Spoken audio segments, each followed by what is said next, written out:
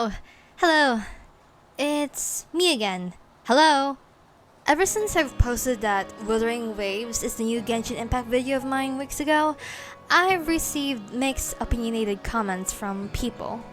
They just put a more depressive skin on Wuthering Waves and then took the combat from Honkai Impact III. They do the same stuff but pretty much nothing better, just same or slightly worse. 執行命令なし。ブローニャ、警戒モードに移行。無条件射殺許可、確認。ファイヤー。発進走モード。全開。ファイヤー。ゲームオーバー。発射。ファイヤー。射撃開始。目標、捕捉。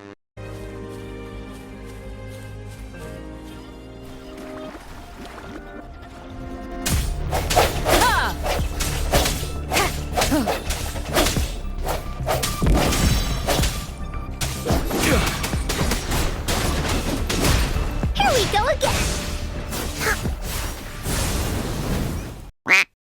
It will never beat Genshin, especially in scenery and music, which I enjoy while playing Genshin.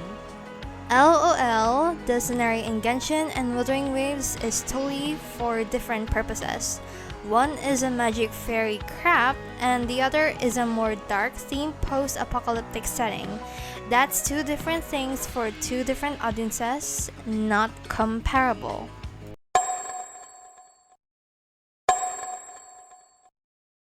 I agree Genshin has amazing graphics, definitely one of the best, but Hoyo's business practices really needs to change. Their gacha and events. They are following the saying, if it's not broken, don't fix it a little too much. Because of this point, all their games are starting to feel the same, but just in different fonts. Not to mention that their horrible management of Genshin for over 3 years. Oh, I gotta agree with that one. I now quite frankly hate Hoyo as a gaming company and I'm no longer looking forward to the games. Even ZZZ, which looks so fun, but the gacha, oh my gosh, I hate how Hoyo handles their gacha. Oh man, I feel you. But this is just my own perspective.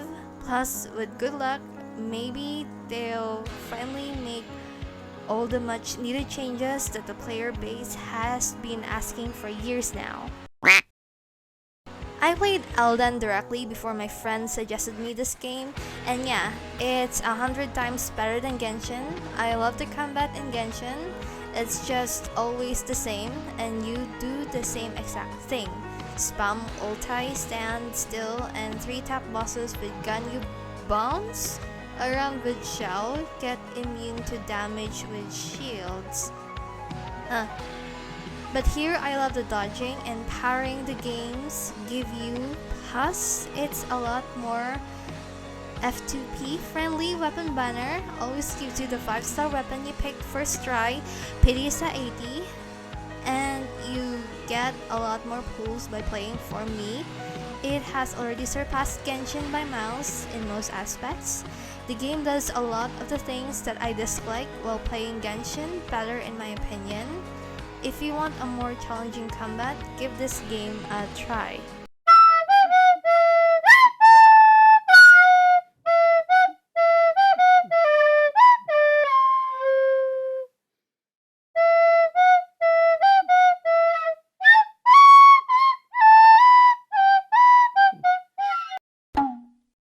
To be honest, I was waiting for Wuthering Waves for a long time. I'm such a fan of Kuro's PGR and oh my if I love that game. As per Genshin, I have invested to do much money and time but never felt appreciated by Hoyo. So, for now, Wuthering Waves will be my main and Genshin, well, it will still be there just to farm and calm my ludopathy. LOL. What's ludopathy? I'm disappointed with this game. It's too much like Genshin. A lot of stuff is cloned directly. I wanted something slightly different. Genshin is getting stale, and getting more Genshin with a different skin is not exactly what I wanted. Plus, I don't think it's better than Genshin, so it's probably not going to surpass it. LOL, Genshin itself is a Breath of the Wild clone, so if Wuthering Waves copied from anyone, it's Breath of the Wild, not Genshin. Hoyoverse has brainwashed you into believing it did anything new or original. You Genshin fans are so toxic, honestly, just read your comment again? I'm sorry, but isn't that how the entertainment industry works? Copying and stuff? Nope. Genshin is vastly different from Breath of the Wild. It was definitely inspired by Breath of the Wild. Mondstadt is definitely a clone of Hyrule, but it plays completely different, and from Liyue on Genshin gained a lot of its own identity. Wuthering Waves just cloned Genshin down to every minuscule system and resource, with some minor tweaks, so teach don't catch it copying Genshin's homework. It's basically a Genshin, but I made it the way I like. It's great if you want more Genshin to play, but I kinda wish it improved on the things I hate about Genshin. It didn't. It did improve on so many things from Genshin, LMAO. What are you even talking about? Echo farming doesn't cost stamina.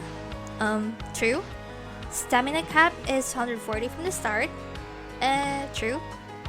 You get infinite stamina while sprinting out of battle. Oh, yeah, true. You can literally climb anywhere without wasting minutes of your game. True. The combat system is far superior. The graphics and art style is mature. There are 4 endgame modes in the game. Wait, four endgame modes? Huh? If you say it's only a copy with a few tweaks, then it only proves that you're a Genshin shill who hasn't played anything but Genshin. Whew, now this one's an essay. It's easily superior than Genshin, where Genshin basically has the training wheels on and will continue to cater to young adults with its less than basic combat, shallow puzzles, and horrible dialogue with Paimon. Oh, that's gotta sting. Who treats the player like they were stupid, repeating everything 3 times and laying out the obvious at any given chance.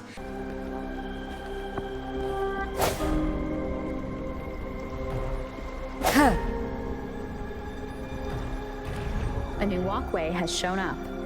I must have solved the first puzzle. That's where Wuthering Waves simply stops with that bull, gives you proper combat, vastly better traversal options through the environment by being able to run up walls, hook through the air, and not using stamina when running out of combat.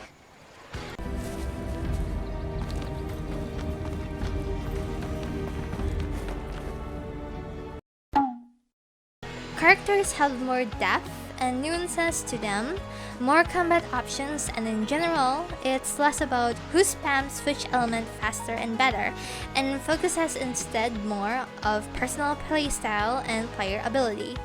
I've played Genshin for over a year before I got so bored out of my mind and lost hope that they will ever improve on their formula for combat, then came back whenever Shan Yun got released, was happy that she provided something new for combat, but then fell asleep during the Sumeru quest line? Oh. And uninstalled it again. Still no relic loadouts and other missing things after so many years. It was time to move on and play something I enjoy instead. Okay, acceptable. Wuthering Waves definitely hits all the buttons, and while it has its own flaws, you get the feeling that the company actually listens to feedback and is generous with their compensations when things didn't work out as planned, and also in situations outside of that. The biggest complaint I have about Wuthering Waves basically is the lack of music. Knowing that their previous game, PGR, what's PGR? Had plenty of amazing soundtracks, I had the expectation to be greeted with something similar, which was steadily not the case. The game just launched, however, and things are just starting. Despite that, there's zero reason to return to Genshin when Wuthering Waves does everything better. Okay, those are very interesting opinions. Thank you for sharing. So, after reading some of your comments, my curiosity was once again piqued and eventually decided to retry my luck with Wuthering Waves. Thanks to my quick, unexpected gameplay of the game, a question suddenly plagued my mind. What's the big difference between the storytelling of both Genshin Impact and Wuthering Waves, and how did the players interpret it? Why did some like Genshin better than Wuthering Waves, and why did some like Wuthering Waves better than Genshin? For those who already tried playing Wuthering Waves, it's quite obvious to notice that the story is set in an apocalyptic setting. The grey undertones, the tacit discords, the bleak landscape, the abandoned areas, the wrecked cars, the dialogue, the soldiers, all of it screams, "We're in an apocalypse." Genshin Impact, on the other hand, looks like your average colorful fairy tale video game. Just look at the colorful landscape, the music, the fun characters that we get to encounter here and there all throughout Teyvat as we continued our journey. So kawaii. There's no way that this game's gonna have dark elements within it. Right?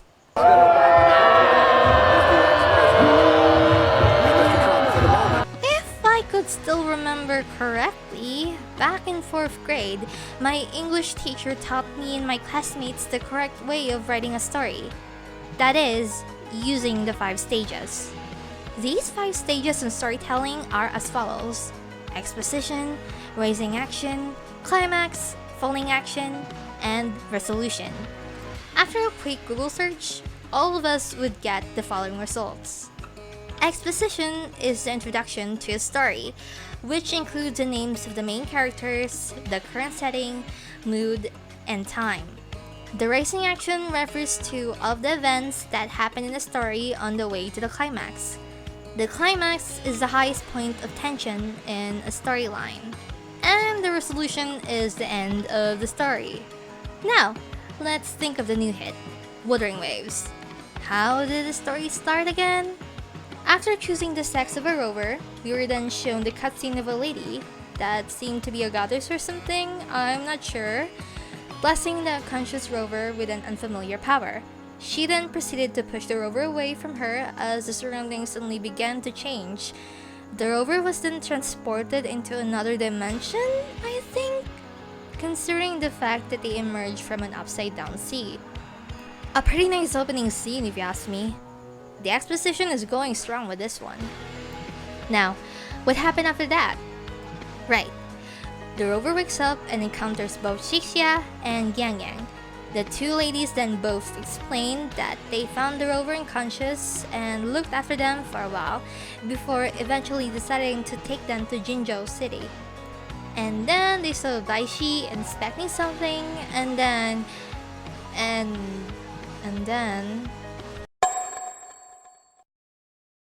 Okay, look, I'm sorry, but the nice exposition was suddenly gone.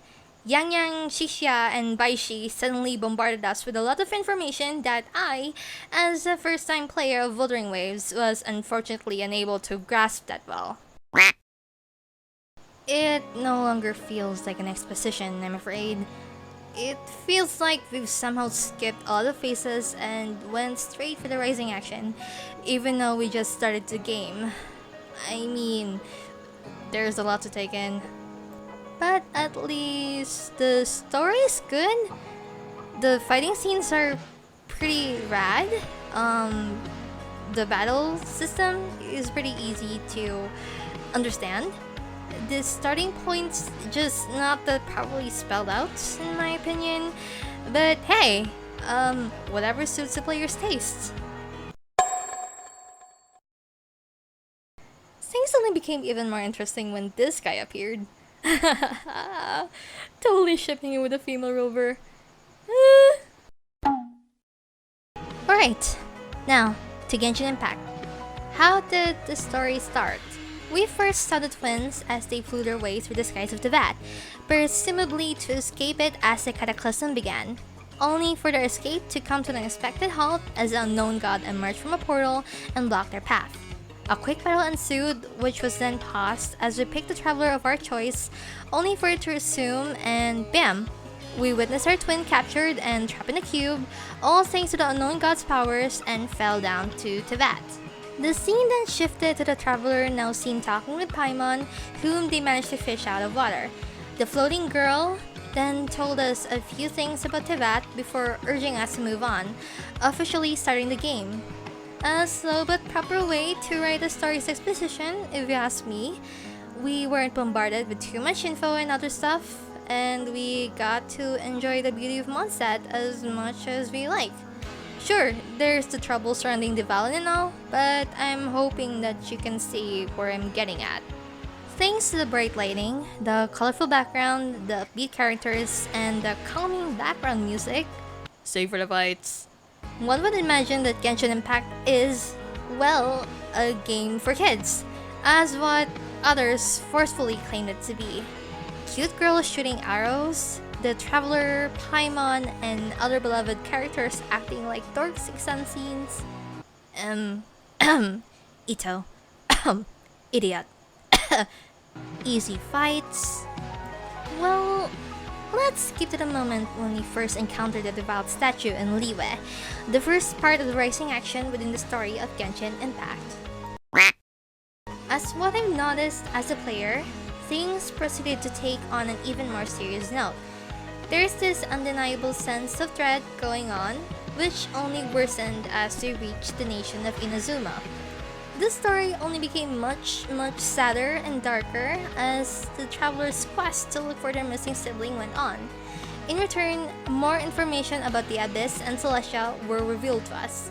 It's as if Genshin Impact's development team had the idea to treat the players like a bunch of students who were in primary school. I mean, if you could still remember, when you're still a student in primary school, teachers took their sweet time teaching us. One chapter took us an entire week to study. Oh, but hey! Thanks to this tactic, we got to enjoy whatever the secret treasure hunt this game has to offer. Now, let's compare the two games' key ideas. In Wuthering Waves, it's obvious that the world is currently suffering the effects of an apocalyptic outbreak of sorts, which brought the tacit discords out into the light. We know that the citizens of Jinzhou City can't leave unless they have a permit, and that they're expert resonators who could easily use their element to defend themselves and their allies. It's a bleak, no-nonsense world. One wrong move and poof, you lose your life in the hands of either the tacit discords or resonators who abuse their resonance abilities for the sake of their own interests. Oh, yeah, there are those bad guys from Ling Yang's story quest too. But, I did say that the citizens of Jinzhou City can leave unless they have a permit, right? Do these dudes have a death wish or something? What are they doing outside of Jinzhou? Do they have permits? Can they fight? I'm so sorry, but in my opinion, Wuthering Waves exposition just has a lot of plot holes. I can't even remember the side quests that well because of how confusing the in-game information is at first hand. And I still gotta raise my union level to proceed into the story! As for Genshin Impact, this is my opinion, okay? My opinion. The game didn't force feed us every single bit of information that we needed to know about Teyvat the moment we stepped into Mondstadt. The in-game information that the Traveler also needed was only then given to them after helping a nation as a form of payment or so by the Archon. The problems that surrounded Teyvat were also well hidden from its people. Sure, they knew a thing or two about staying away from the hilly trolls and the like, but that's not enough. Now, after everything that I've said here in this video, it's now your turn to think of an answer to these questions. Who told the first part of the story better? Genshin Impact or Wuthering Waves? Did we understand everything that Baishi, Yang Yang, and Shixia told me the moment we first met Miss Baishi? Is Genshin Impact really just a kid's video game? Is Genshin Impact really just a clone of the Breath of the Wild? Is Wuthering Waves really just a clone of Genshin Impact? Feel free to comment your answers. Don't be shy. That's all for now. Thank you for watching the video and stay tuned for the next one. Remember to stay hydrated and eat a proper diet.